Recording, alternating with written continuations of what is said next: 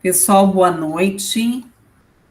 Nós vamos começar a nossa aula, tá? Tem bastante coisa ainda para ver.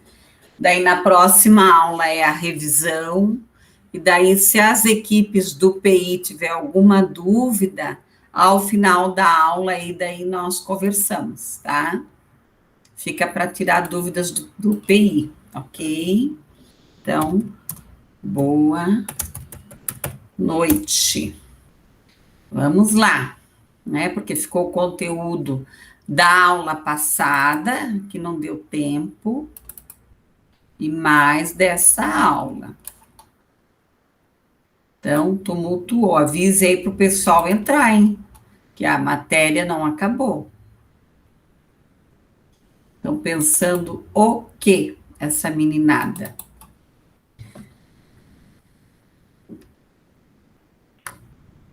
Estão danadinhos, né? Eu perdi alguma coisa.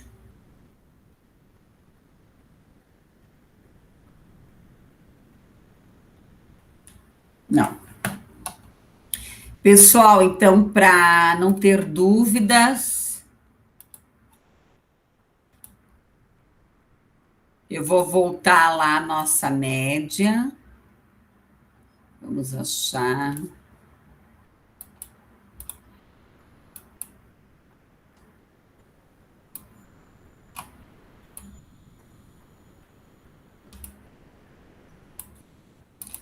Então, vamos ver aqui. Então, a média do semestre, né? Eu coloquei ali a prova dia 8, mas é uma semana para fazer. A prova vai ser da mesmo formato da outra, tá? 9 questões objetivas e uma discursiva, dentro do que nós já vimos. Quem quiser já vai estudando, porque tem todas as aulas gravadas, tem todo o material lá no AVA. Tem alguma coisa aqui que não está encaixando. É o óculos, sei lá, tá? Tá ok? Daí o projeto integrador de 0 a 2, a prova integradora, que não fechou a nota também, e o seminário que vocês apresentaram na aula passada. Se alguém teve algum problema de nota, alguma coisa, tem que me procurar no particular. Como eu falo toda a aula, eu não tenho uma bola de cristal para descobrir que aquele acadêmico está em alguma situação complexa. Então, sabe que pode me procurar, que eu vou estar conversando. Bom, o que eu postei lá? Eu postei sobre a formação do professor, tá? A formação do professor, que eu já vou falar.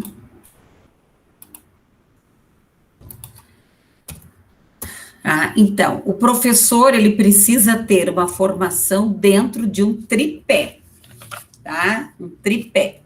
E isso é papel nosso dentro da escola acompanhar a formação desse professor. Então, o que é esse tripé? Precisa ter uma formação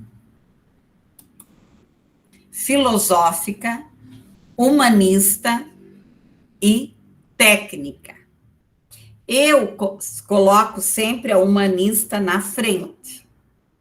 É uma pessoa humana, com um olhar humano, não um olhar mimimi, quiriquiqui, não, mas um olhar humano, de sensibilização, de entender, de realmente olhar para o estudante, dentro das suas especificidades. Filosófico, por quê? Por que o professor ele precisa ter uma formação filosófica? Que é a questão do pensar, da reflexão. Lembrando sempre que quem fica só na reflexão não muda, né? Não muda. Então, vem a reflexão, a contextualização e a mudança. Eu preciso fazer uma proposta, senão eu vou ficar igual um ermita, né? Igual esse pessoal que faz meditação, fica ali, né? Como na Índia, né, anda lá pelas ruas da Índia, é o que mais tem, é pessoas em estado de contemplação. Ah, deve ser maravilhoso, né? Você ficar lá em estado de contemplação, o mundo desabando, né? E você lá naquele estado de contemplação, tá? Então, nós temos que trabalhar isso. O que, que é o técnico? Ele tem que saber fazer um planejamento, saber ministrar uma aula, saber ensinar, saber fazer né, preencher documentos e por aí afora. Então, a formação do professor também é um compromisso nosso. E nós criarmos possibilidades. Na hora atividade, levar um palestrante, levar alguém para fazer uma conversa, uma roda de conversa. Sempre no início do ano você pode fazer o que aqui? Um levantamento para verificar qual é o centro de interesse desses professores. Uma outra questão que eu venho conversando com vocês e pontuando durante as aulas, tá? O papel do professor. Aliás, o papel, quem é quem dentro da escola? Porque a escola, muitas vezes, é um centro de fofocarada, de fuxico, de repente um puxa o tapete do outro, tem perseguição, tudo isso. Mas nós evitamos muito quando se define quem é quem dentro deste contexto. E cabe a nós, às vezes, pontuar com esse professor, né? Colocar ele dentro daquilo que ele precisa cumprir dentro da escola. Qual foi o professor que faltou hoje? A diretora está aí. Eu trabalhei uma vez numa escola que a diretora saiu, aí me chamaram. Agora não precisa mais trabalhar. Aqui ninguém trabalha depois que a diretora sai. Fiquei olhando, eu falei, mas vocês vão trabalhar sim. Mas agora a história mudou aqui. Então, tem umas coisas aí. Então, trabalhar essa questão aí. Vamos ver o que mais que eu coloquei lá. A inclusão e a família. Eu não vou adentrar muito nessa questão da inclusão, porque existe uma disciplina específica dentro do curso. A questão da inclusão, a família e a escola, as demandas sociais. Qual é o papel dessa família? Eu acho que eram esses aí que eu não tinha ainda comentado. A saúde na escola, tá? Muito bom esse material aqui. Há muitos anos atrás, toda a escola tinha uma técnica de enfermagem. E era muito bom, porque ela ajudava bastante, quando uma criança se machucava, ela orientava na área da alimentação, na área da saúde, na área da sexualidade. Mas, de repente, tiraram a técnica de enfermagem das escolas. Vamos, então, onde é que está? Aqui, ó. Onde é que está o slide? Aqui, ó. Vamos lá. Então, eu vou trabalhar o slide da aula passada e o dessa, tá? Opa. Qualquer dúvida, vocês me chamem aí.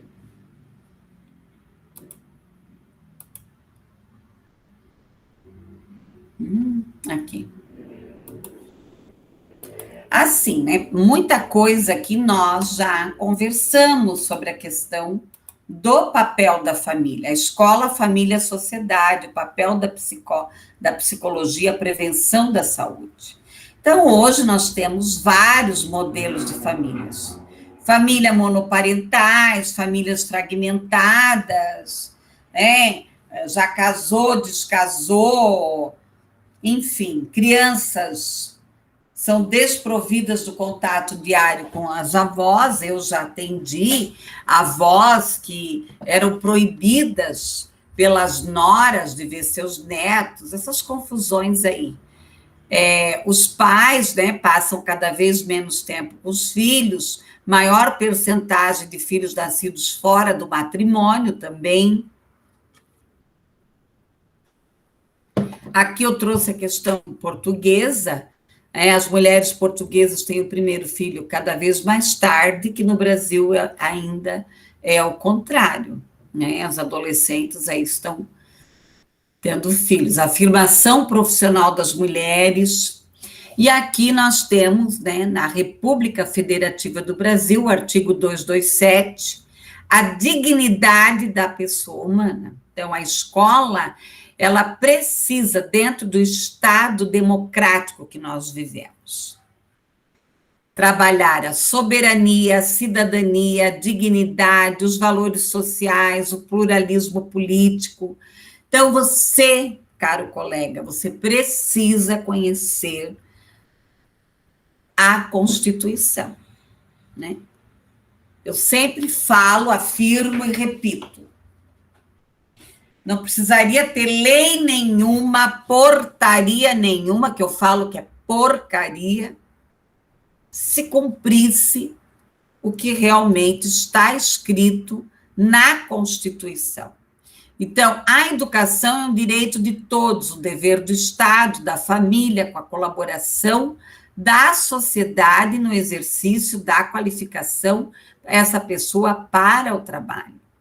Dentro da Constituição Federal, nós vamos ter aqui o artigo 227, que ele vai estar colocando o dever da família, da sociedade. Olha só, quando você lê esse artigo, você fica indignada. Eu vou ler para vocês.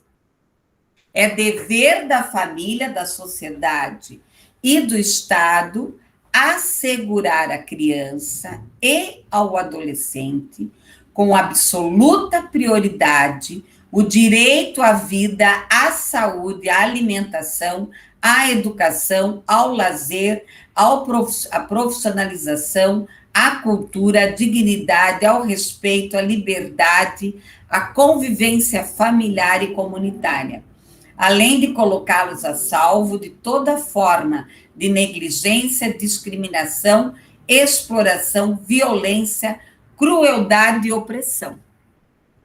Daí você vê criança na rua, você vê criança trabalhando, sofrendo estupro, violência, se automutilando, com depressão, com família desestruturada. Complicado, né? Olha que lindo. Olha só que romantismo. O Estatuto da Criança e do Adolescente. Tem muita gente que critica o Estatuto da Criança e do Adolescente, ele sofreu mudanças. Se eu não me engano, crianças, pode ser que a prof está errada. Acho que foi em 2011. Eu não tenho certeza a última versão. Uma coisa eu quero chamar a atenção de vocês. Sempre que vocês forem trabalhar algum documento ligado, né, à lei, eu já passei para vocês lá a PNE, né, a Proposta Nacional da Educação Especial, já passei para vocês. O governo já está sinalizando, né, nos canais de televisão e rádio. Pelo que eu percebi, não tem grandes mudanças, o que ele trouxe é a liberdade, se o pai quiser colocar numa escola, ele vai escolher a escola, sempre foi, só que o Brasil não oferecia mais a escola especializada, tá? Então, eu achei bem interessante nesse sentido, achei ponderado, né? Não é radical, não. A pessoa que tem deficiência e transtorno, ela é obrigada a estudar no ensino comum? Não, tá? Ela tem que estudar onde ela é bem assistida, ela é cuidada, ela é ensinada, ela é aceita, e aonde ela está feliz, porque o deficiente tem direito a empoderamento. O que é empoderamento? É o direito à escolha. Eu não quero ver estudante falar portador de deficiência, pessoa especial, não, é PCD, pessoa com deficiência. O artigo 3 do Estatuto da Criança e do Adolescente. Então, muita gente critica o Estatuto da Criança e do Adolescente. Acho que tem que ser ponderado, que algo que ajudou muito foi o trabalho infantil, tá? Foi a questão do trabalho infantil. Eu acho que o trabalho infantil, ele ajudou bastante. Infelizmente, ainda tem a televisão, não sei se é verdade ou mentira, mas a televisão vem mostrando aí que está crescendo. A criança e o adolescente gozam de todos os direitos fundamentais inerentes à pessoa humana, sem prejuízo da proteção integral de que trata esta lei, assegurando-lhes por lei ou por outros meios todas as oportunidades e facilidades aqui no desenvolvimento físico, mental, moral, espiritual e social. Tá? O espiritual aqui não está ligado à igreja, a templo, mas sim à questão da gentileza, do faz favor, do dá licença, da boa convivência. Tá? Pessoal, mudanças socioculturais da família, vem aumento das taxas de escolarização. Então, por outro lado, nós lá nos anos 60, nos anos 70, nos anos 80, 90, 2000 até 2010, faltava muitas vagas nas escolas públicas. As federais é o caso à parte, né? Eu estou falando da educação infantil também, eu estou falando do ensino de 1º a 5º ano e do 9º ano e do ensino médio. Hoje, poucas regiões aí que têm problemas de vagas. A heterogeneidade social e cultural, então não existe sala homogênea, não existe uma escola homogênea, tá? A questão aqui de descentralizar. Então, a lei de diretrizes e bases, que foi assinada em 96, ela veio dar poder. Tá? Ela veio dar poder. Então, o MEC pode apresentar várias propostas, mas quem vai decidir é a comunidade. A abertura das escolas ao exterior também, o reforço da autonomia, as lideranças, uma gestão participativa, que eu já venho falando, nós, psicólogos de escola, nos apoderamos muito da psicologia organizacional, principalmente quando você se envolve com a questão da gestão, né? A gestão empresarial. A escola é uma empresa? Ela é. Ela é uma organização. Tá?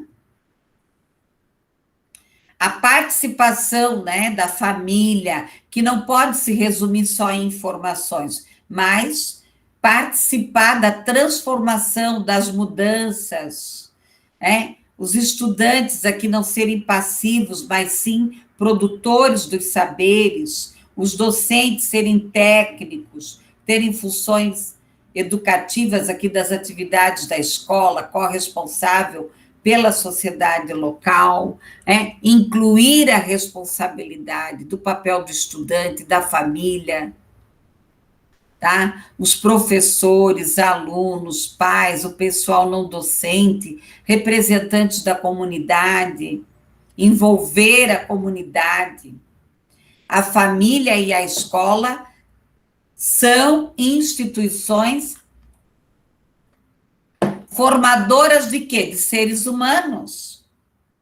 Não é de coisa, não é de objeto.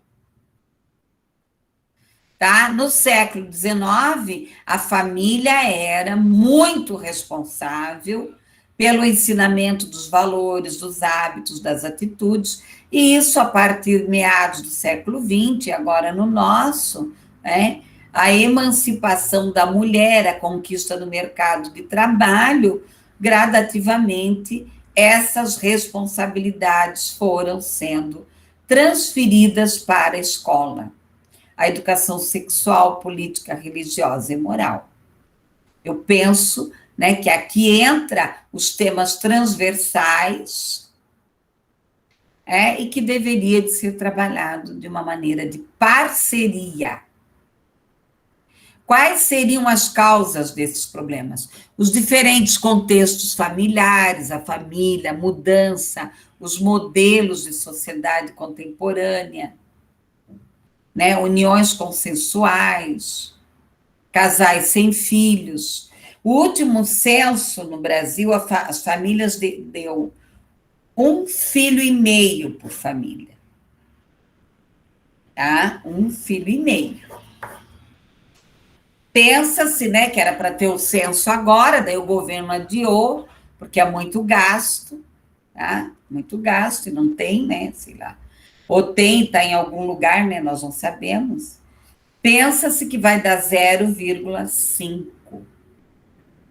Não vai dar 1 filho por família.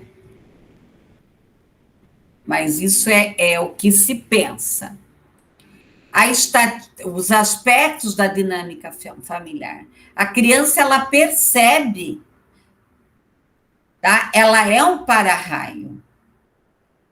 Então, por isso que quando o casal não vai bem, seja casal hétero ou não, a criança, ela deve ser informada.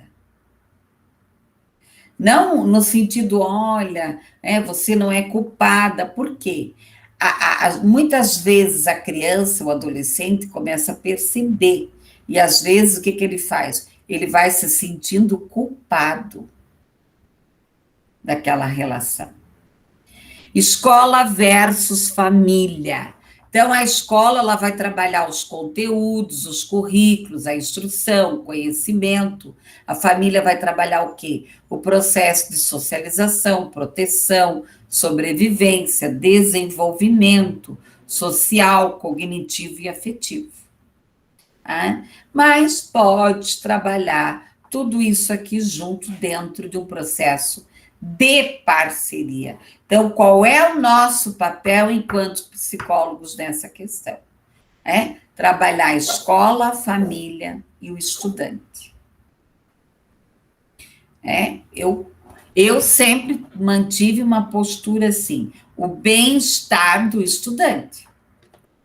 Às vezes você chama o pai e a mãe para conversar, e eles começam a trazer conteúdos que não cabe a nós. Nós temos que focar no bem-estar da criança. Qual é a atitude que o pai e a mãe vão ter para o bem-estar dessa criança? O que é PSE, o Programa de Saúde da Escola? Então, o decreto de 2007, a questão da atenção integral ao estudante, prevenção, promoção, atenção e formação. Trabalhar aqui com as unidades básicas de saúde, você pode trabalhar em parceria com universidades, com o curso de enfermagem, com o curso de psicologia, com o curso de medicina, Trabalhar, fazer parcerias, programas com ONGs, agentes comunitários. Nós temos aí a Pastoral da Saúde, que tem um trabalho muito interessante, a Pastoral da Criança, a questão das equipes sanitárias, tá? Tratar aqui a saúde dentro da educação integral, permitir aqui a questão da saúde do adolescente, promover a articulação de saberes, trabalhar a prevenção, promover a cultura, a paz, o ambiente mental dessa escola também. Nós estamos também aqui não falando só da saúde física, mas da saúde mental também. A avaliação antropométrica, que geralmente é o professor de educação física que faz, acompanha o peso, o tamanho, né, o crescimento, o calendário vacinal. Eu tenho a minha carteira de vacina em dia, eu levo o processo de vacina, eu levo rigorosamente, né? Eu tomei agora recentemente todas as doses. Isso é fundamental. O Brasil tem um controle excelente, excelente em termos de vacina. Tá? Muito bom. A questão oftalmológica, auditiva, nutricional, saúde bucal, psicossocial, geralmente a unidade de saúde, elas vão nas escolas fazer o processo de flúor, né, tudo aí, tem vários programas aí. Ações alimentar, né, hoje as merendas escolares têm nutricionista, que faz o acompanhamento, a promoção das práticas, as atividades, a saúde da prevenção, a saúde aqui em relação ao álcool, ao tabaco, né, as drogas, né, o álcool não deixa de ser uma droga também, a saúde ambiental, o desenvolvimento sustentável. E aqui, como eu já trabalhei anteriormente com vocês, a prevenção primária é aquela ainda que a situação não está instalada. Eu estou fazendo o quê? A conscientização. Esses 3 termos, prevenção primária, secundária e terciária, é da Organização Mundial da Saúde, tá? A secundária, o diagnóstico, né? Já existe aqui uma situação, mas ainda não está crítica. A prevenção terciária, daí, a situação já existe. Divisão de promoção à saúde, aqui, projetos, a questão da CIPA. Hoje é trabalhado também a questão de você sair do ambiente, né? Se tiver um terremoto, alguma coisa, um incêndio, ações de enfermagem, ações de orientação terapêutica, a reabilitação, saúde vocal, programas, projetos. Aqui, a formação no campo psicossocial e comunitário. O psicólogo escolar, ele precisa ter um pé na psicologia social e comunitária. Tá? Aqui a dimensão epistemológica, a questão da avaliação, da dinâmica, das alianças, tá? Da questão comunitária. E as referências aqui.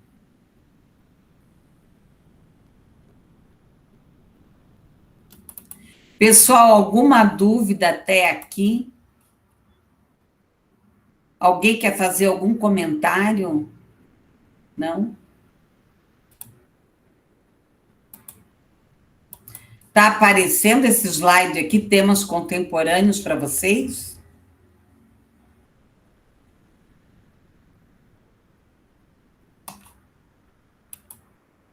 Está aparecendo a aula para vocês? Bom, vamos lá. Temas contemporâneos. Pessoal, dentro da nova BNCC, nós temos lá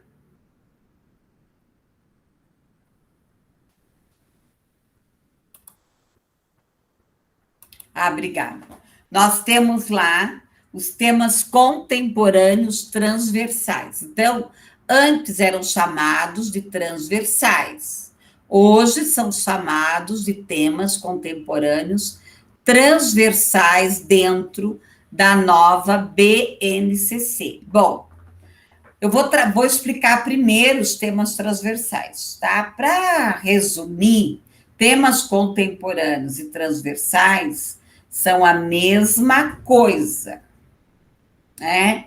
O que são os temas transversais? Diz respeito a quê? A conteúdos, a caráter social, fundamental, uma área específica. Vocês trabalharam na apresentação dos trabalhos de vocês trabalharam os temas transversais. Então, aqui os temas transversais de acordo com o PNC, tá? Parâmetros curriculares nacionais. Esse parâmetros curriculares nacionais, nós não utilizamos mais entre aspas. Eles existem, eles estão por aí, eu tenho todos aqui em casa, né, na minha biblioteca. Quando é que eles foram criados? Quando lá em 96, quando Fernando Henrique Cardoso era o presidente da República, que ele foi um marco histórico, porque levou-se 35 anos para mudar as leis de diretrizes e bases de Fernando Henrique, conseguiu essa faceta, e diga-se de passagem, apesar de algumas críticas, deu um grande avanço, principalmente na obrigatoriedade da formação do professor, independente se ele ia trabalhar com criança pequena, com adolescente, etc. Eu comecei a dar aula em universidade quando você tinha que ter só ensino superior. Eu já tinha pós-graduação, já. Eu já tinha umas 3, né? Eu tenho 9. Então, eu tinha umas 3. Era quase uma doutora naquela época. Agora eu não sou mais, né? Já fiquei para trás. Né? Apesar do mestrado, né? Então, esse foi o grande marco. Daí, o que aconteceu? Foi assinado a lei, mas não tinha, as escolas não tinham um documento. Tinham a lei, mas não tinham que seguir. O que ia se trabalhar em termos de conteúdo? Então, praticamente, pegou-se os documentos de Portugal, tá? De alguns países europeus, e foi feita uma adaptação e criado, né, e distribuído para as escolas os parâmetros curriculares nacionais. Alguns municípios acataram, alguns estados acataram. A Prefeitura de Curitiba, nós seguíamos os parâmetros curriculares nacionais cabo a rabo. Aí de quem não soubesse. Então, trabalhava-se aqui os temas transversais, a ética, a orientação sexual, a pluralidade cultural, o meio ambiente, a saúde, o trabalho e consumo. Quem tiver interesse, leia alguns artigos do Bauman, do sociólogo polonês. Eu não sei, ele morreu não faz muito tempo. Tá? Ele tem uns artigos muito interessantes sobre o consumismo. Bom, o que nós temos hoje? Nós temos a BNCC. Parabéns, uma baita evolução. Uma BNCC que foi construída pela população. Todos foram convidados a participar dos plenários que aconteciam pelo Brasil. Tá? Então, alguém vem me dizer, que não foi nem construído nesse governo, isso foi uma construção. Porque o Brasil não tinha, ele não tinha um documento. Tinha uma lei, mas não tinha um documento construído. Tá? Então, aqui nós temos o quê? O meio ambiente, a ciência e a tecnologia, as multiculturas, a cidadania aqui, e o civismo, tá? A saúde e a questão da economia. Cuidado, pessoal, Não vão entrar numa escola achar que civismo tem que ser um quartel. Não. Eu sempre trabalhei em escola que nós cantávamos o hino, estiávamos a bandeira, a própria PAI, né? A PAI, ela tem um hino e o hino à bandeira. E nem por isso alguém lá, né, é escravizado, sei lá o quê. Nós temos que cuidar. Não é porque eu vou cantar o hino nacional, porque tem umas coisas aí, tem uns radicalismos aí que não dá, não combina. Então, tem que cuidar com isso, a questão da saúde, né? E tudo. Bom, pessoal, vamos lá. Novas tecnologias na educação. Então, se nós pensarmos, foi discutido bastante aí na aula de vocês sobre a questão da pandemia. Uma coisa que eu vejo muito de positivo foi tirar alguns profissionais da educação do comodismo. Porque eu era professora de quadros de... Sinto muito, minha filha. Eu fui formada para trabalhar... Olha, quando eu escuto isso, chega a dar um eco no meu ouvido. Eu fiz magistério, gente. Eu tinha uma professora de didática. Não podia se gesticular. Pensa como eu sofria. Não podia falar alto. Tinha que até a técnica de como apagar o quadro. Tá? Até a técnica de como apagar o quadro. Então, não se modernizou, minha amada.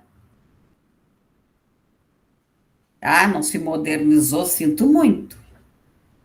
Tem que ir atrás. Então, isso foi uma coisa positiva aí. O que é essa educação tecnológica? Então, ela vai adquirir o que? Conhecimentos, desenvolver capacidade, aptidões, técnica, possibilidades. Eu acompanhei muito a implantação dos laboratórios de informática nas escolas. Então, quando o governo investiu e não investiu pouco, os laboratórios de informática, muitos viraram depósito, porque não tinha ninguém, não tinha um ser naquele planeta que trabalhasse. Minha água acabou. Bom, deixa para lá. Tem só o restinho agora, né? Só um pouquinho. Esqueci de colocar. Então, o que acontece? Virou pó, virou depósito. A prefeitura de Curitiba, ela criou mutirões. Nós dávamos curso para os professores à noite. Tudo pago. Os professores tinham medo de chegar na frente do computador. Tá? E hoje tem professor aí dando banho, né? Eu trabalho com uma colega que eu falei para ela no começo. Quem viu ela no começo da pandemia e vê ela hoje, ela criou até umas fotinhas, sabe, para fazer a chamada virtual dos estudantes que ela atende. Então, você vê a evolução da professora. Por quê? Porque teve interesse, foi atrás. Então, nós precisamos aqui trabalhar a diferença entre técnica e tecnologia. A técnica é eu dominar essa tecnologia. Então, eu estou aqui, na frente desse computador, com microfone, com fone, com teclado. Tá? Pessoal, ensino híbrido. Você vai trabalhar com debates, com ferramentas digitais, com pesquisa de campo, com leitura, com projetos. O estudante vai trabalhar em casa e na escola e virtualmente. Ele pode ir para a escola só apresentar o projeto. Então, isso é o ensino híbrido. Tá? Então, eu vou ter aqui os ensinos a melhorar a expectativa aqui, a questão aqui dos benefícios, dos desafios, né? Dos grandes desafios aqui dentro do processo de educação. Tá? Então, a educação híbrida, ela permite que as aulas sejam mais dinâmicas, acessíveis, flexíveis, um aprendizado colaborativo, pode-se criar projetos aqui em grupo, tá? Vai criar projetos aqui em grupos, vai construir aqui um processo, tá? Bom, pessoal, aqui é de chorar. Ai, nós estamos tendo ensino EAD. Olha, aluno falando assim, pai falando assim, agora, professor, profissionais da educação, não. Nós estamos tendo ensino remoto.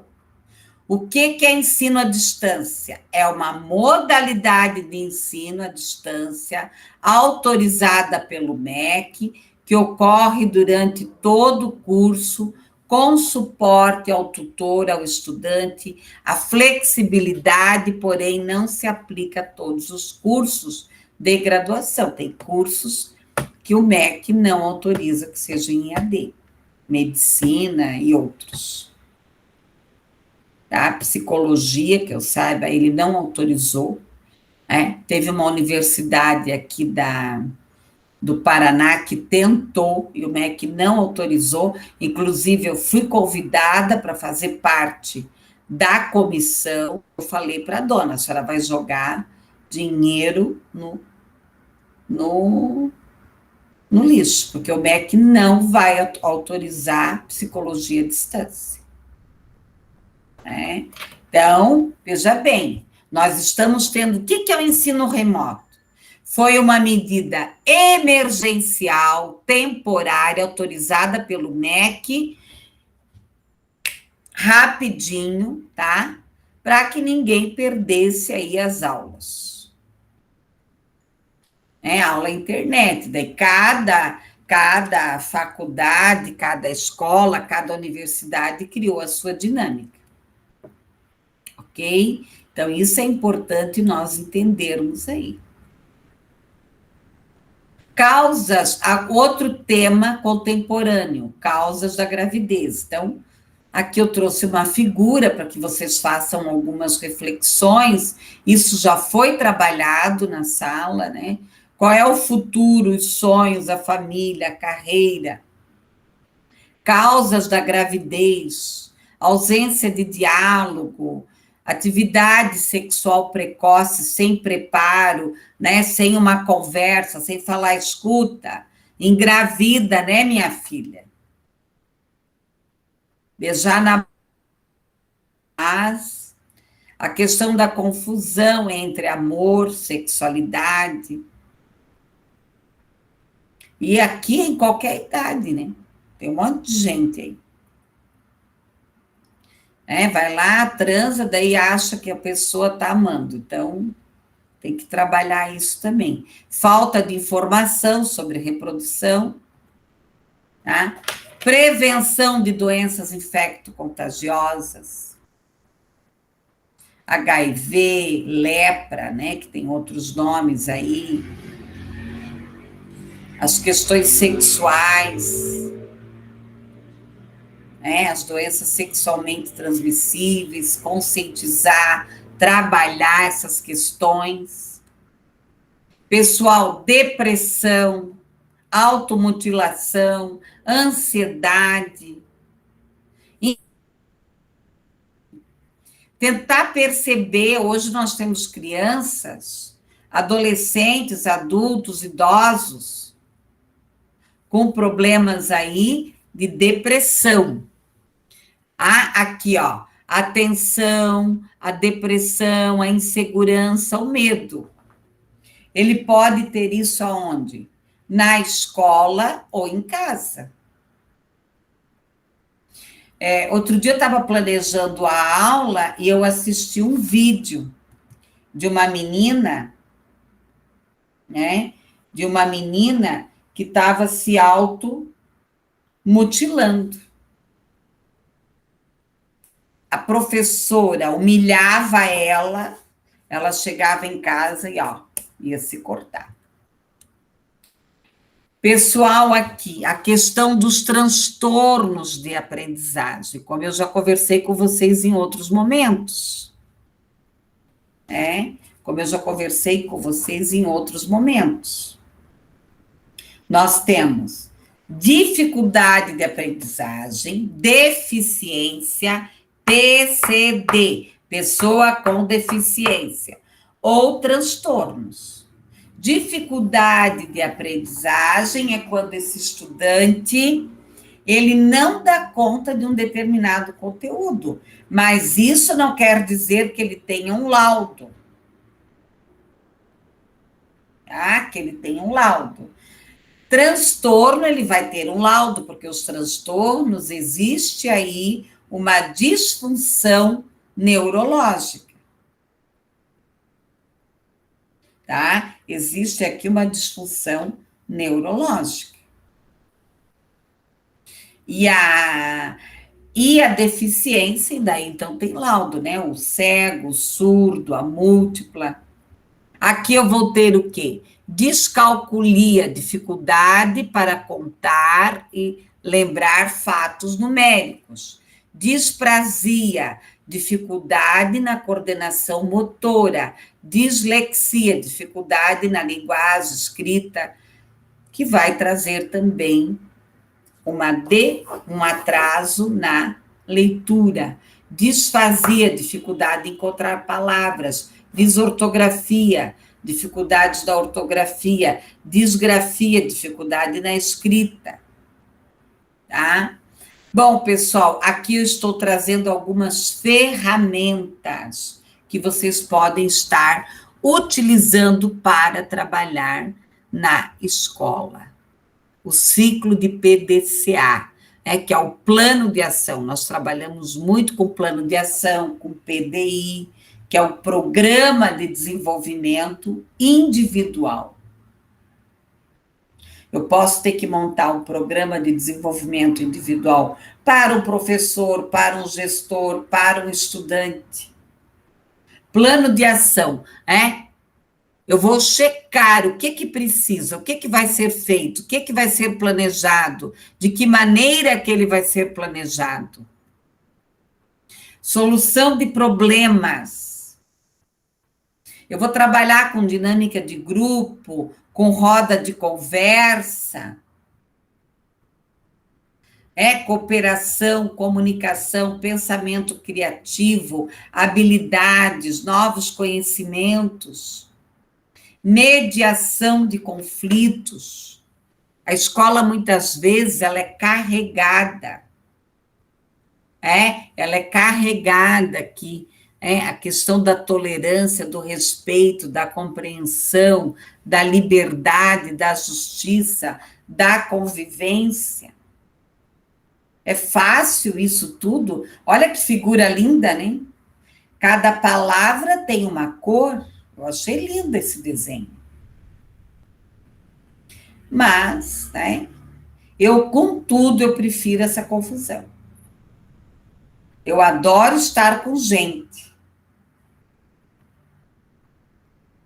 E hoje tem, né? Tem cursos para você fazer para ser um mediador aí de conflitos. Esse quadro, o ideal é o quê? A inclusão. Eu tenho o quê? A exclusão. Aqui eu não estou falando só do estudante com deficiência ou com transtorno, mas da escola de maneira geral. Essa escola ela pode ser excludente com os funcionários, ela seleciona os pais, o tratamento é diferente.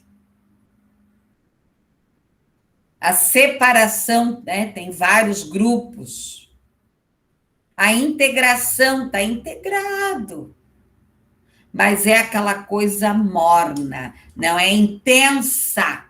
A inclusão é uma coisa intensa, viva. Todos se sentem o quê? Participe desse processo. E isso é uma construção. Aqui eu trouxe o modelo empresarial. Eu já ouvi até diretores aí de grandes corporações de ensino e que falam que a educação, que o aluno é um cliente, que a escola é uma empresa. Tem, né? Ela não deixa de ser, mas ela tem que ter um olhar muito mais humano aqui. Alinhar o modelo de pesquisa, preparar essa instituição, assegurar. Então, sempre você ter um diagnóstico dessa escola.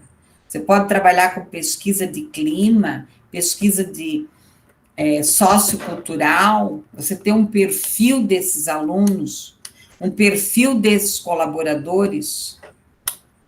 Aqui é a Escola da Ponte. Eu trouxe alguns modelos de escola, que é lá de Portugal, onde os estudantes participam. Os estudantes é que constroem essa escola. Eles é que determinam as regras, não existe série. Ele vai estar num determinado conteúdo que ele escolheu e ele vai trabalhando de acordo. Como a Escola da Ponte, ela já foi muito criticada, já foi feito várias pesquisas em relação aos estudantes que saem formados, eles estão todos de trabalho.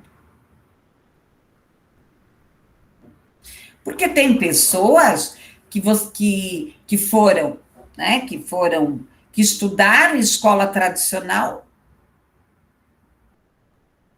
tá? E não sabem ser subordinados. Porque eu ser uma pessoa crítica, reflexiva, enxergar lá na frente, não quer dizer que eu não possa seguir determinadas regras. Pessoal, o projeto Âncora, tá? O destino da educação, escolas inovadoras, é muito bacana. Assistam, procurem na internet, tem vários vídeos, tá? Tem vários vídeos da Escola Âncora. Os estudantes escolhem os espaços que eles vão estudar, o que eles vão pesquisar, de que maneira que eles vão pesquisar. E daí nós temos, então, a abordagem Régio Emília, que aqui, né, a Unileu tem uma escola, né?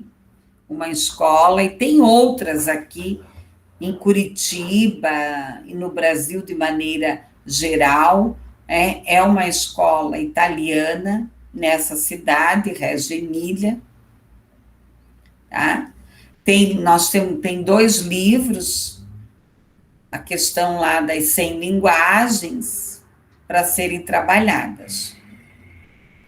Temos o SESI, temos escolas baseadas em Freinet, escolas baseadas em Emília Ferreiro, Piaget, em Vygotsky, em Vallon. Escolas que trabalham só com projetos. Uma questão bem interessante, eu não sei se eu acabei falando, que o governo ele está defendendo, e eu acho isso bem interessante, é trabalhar a questão aqui da economia, né? Trabalhar a questão do empreendimento e a educação financeira, tá? Isso aqui eu achei muito interessante aqui, ó.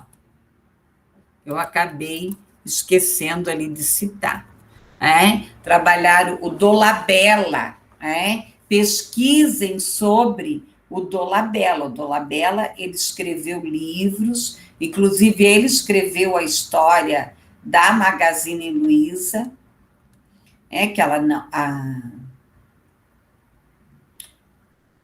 ela não é filha, né, do dono, mas sim, ela era sobrinha. Agora, um dos filhos, né, está à frente também dos negócios, tá? E ele que escreveu a história, né, da Magazine Luiza, e ele também escreveu, não sei agora se ele continua ainda escrevendo, sobre a questão da criança ser já uma empreendedora. Tá? E ele vai trazer tudo isso aqui que nós trazemos, não é transformar ele num robô, vai transformar a criança num robô, num produtor, não. Trabalhando a criatividade, a autonomia. Os grandes empresários, o que eles são? O que os grandes empresários são? Visionários. Eles podem até serem líderes lá estratégico, ser um líder gerencial, mas o foco deles é visionário. Eles jogam, todo dia eles estão jogando. Tá? Aqui eu deixei 2 livros, um sobre ensino híbrido e outro sobre o psicólogo como mediador na educação inclusiva.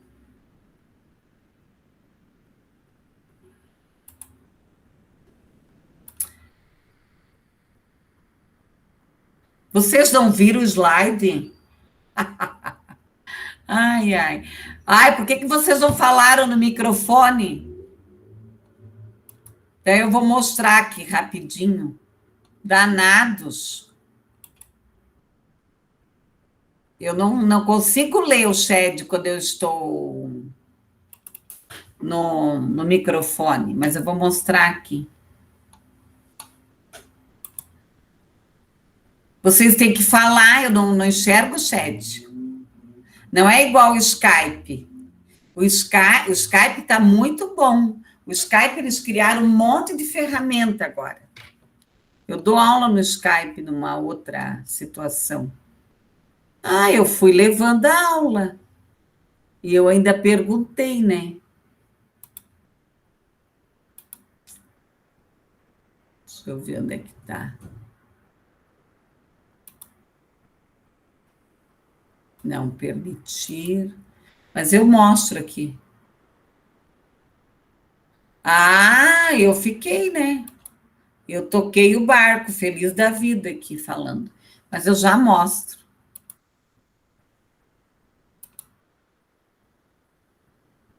Não, pessoal, pode interromper, imagina.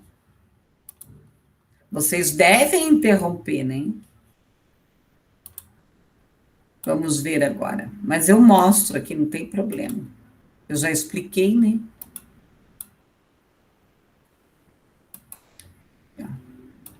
Agora vai.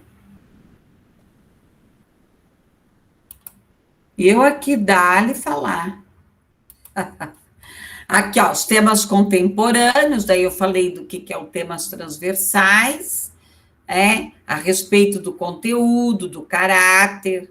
Aqui nos temas transversais, nós vamos trabalhar a saúde, o trabalho, a ética, a orientação sexual, meio ambiente, pluralidade. E agora, então, é este aqui, que é temas contemporâneos e transversais. Tem o meio ambiente, ciência e tecnologia. Vocês estão vendo agora? Seus danados, que dom.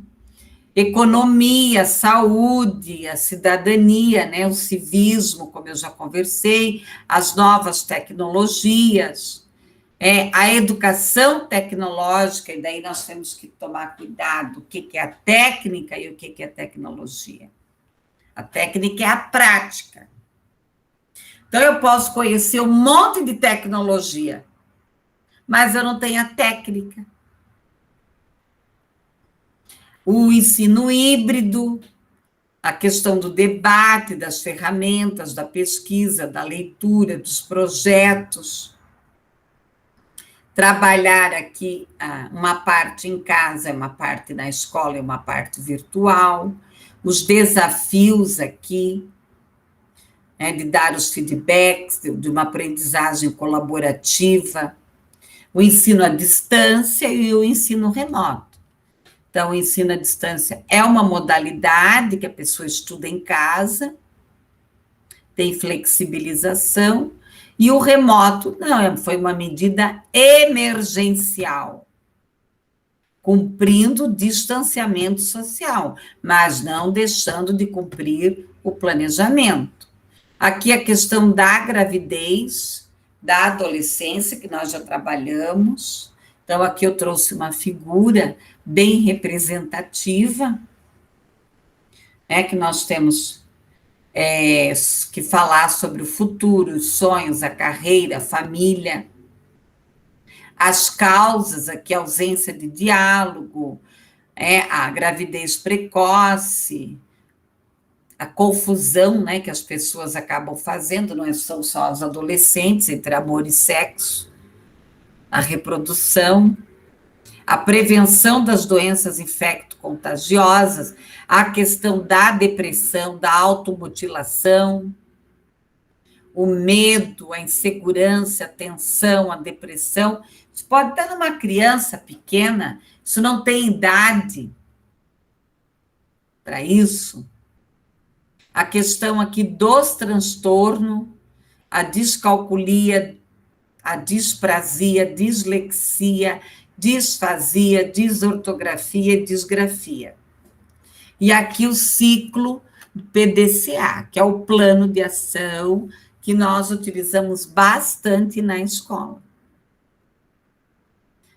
Treinar aqui, verificar, checar, planejar, fazer, executar. Trabalhamos com PDI, o Programa de Desenvolvimento Individual, trabalhamos com dinâmicas de grupo, com técnicas para soluções de problemas. Aqui a mediação de conflitos, como eu coloquei anteriormente, olha que figura linda. Mas não é fácil, trabalhar a questão da alegria, da comunicação, da liberdade, da tolerância, do respeito, da compreensão. A questão aqui, essa figura eu acho fantástica, ela retrata muito bem essa questão da segregação, da exclusão, da separação, da integração. Então, o que é o ideal? É uma escola inclusiva. Aqui eu trouxe o modelo empresarial, que algumas instituições falam que é escola, alguns teóricos, alguns donos de grandes corporações, que o aluno é um cliente, que a escola é uma empresa. Eu trouxe mais como uma questão de reflexão para vocês pensarem sobre isso. Então, eu preciso ter um modelo, preparar, realizar uma pesquisa, gerar resultados. A escola precisa dar resultados. A Escola da Ponte, aqui de Portugal, que eu já falei, O projeto Âncora tem muitos vídeos na internet, vale a pena assistir. Eu não consegui colocar no AVA os vídeos dessa escola. Ah, não foi possível. Alguma coisa que eles não permitem, né? Abordagem Regia Emília, e aqui os livros, o ensino híbrido e o psicólogo como mediador na escola inclusiva. Tá? Agora apareceu, né, Janaína? Pessoal, alguma dúvida? Desculpem aí, mas se vocês não falam, né, bonitos, como é que eu vou descobrir? Tá? Alguma dúvida da aula?